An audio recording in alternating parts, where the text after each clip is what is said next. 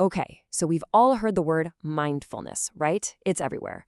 But what if I told you that the way we usually think about it is, well, missing a huge piece of the puzzle?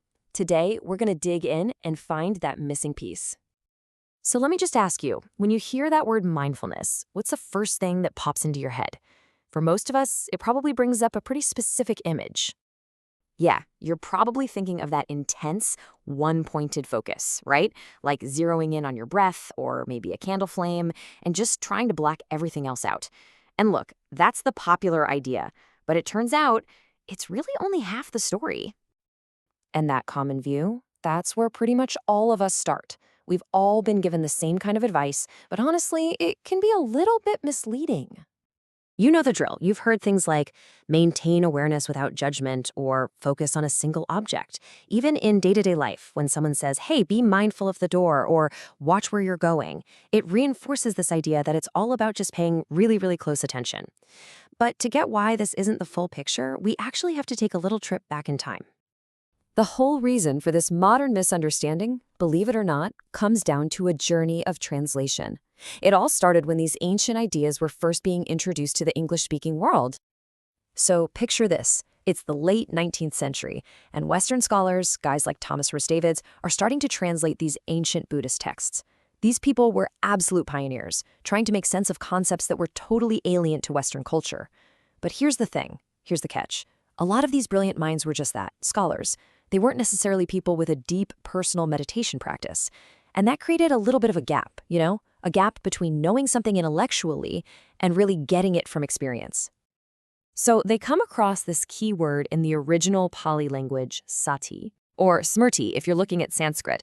They needed to translate it, so they reached for the closest English words they could find: awareness, attention, being in the present moment.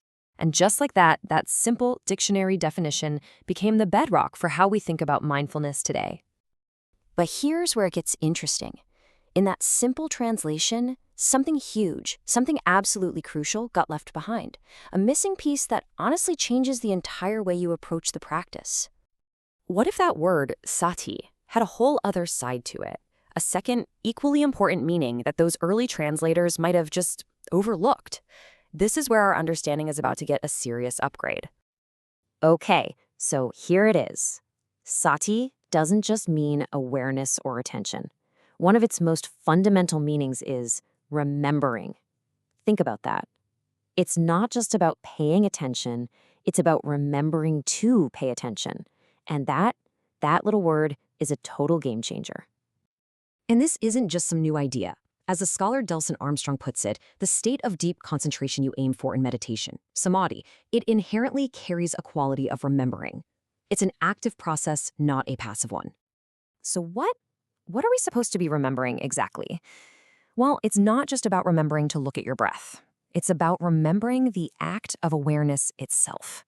It's about remembering to simply notice where your mind has gone, to watch that natural dance of attention as it flits from one thing to another. Okay, this is all great in theory, right? But how do we actually do it? How do we put this into practice? Well, it all comes down to what you could call the practice of returning. And luckily for us, there's a beautiful roadmap laid out in an ancient text.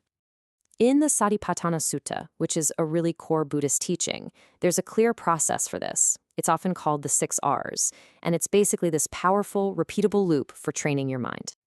So here's how it works. First, you recognize. You just notice, oh, hey, my mind's not here anymore. Then, and here it is again, you remember. You remember the intention to come back. Next, you gently release whatever that distraction was, and you have to let go of that little mental pull, that craving that wants to stay with the thought. Then, this is a great one, you smile, just a little internal smile. It introduces this feeling of ease and kindness. And finally, you simply return to your meditation focus. It's this constant, gentle cycle of noticing, remembering, and coming back.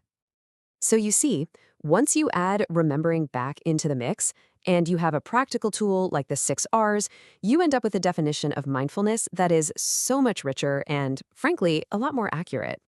The modern teacher, Venerable Bhante Vimalaramsi, puts it perfectly. He says meditation is remembering to observe how the mind's attention moves and seeing that it's all just an impersonal process happening.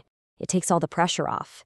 It's not about forceful concentration. It's about this gentle, repeated act of remembering.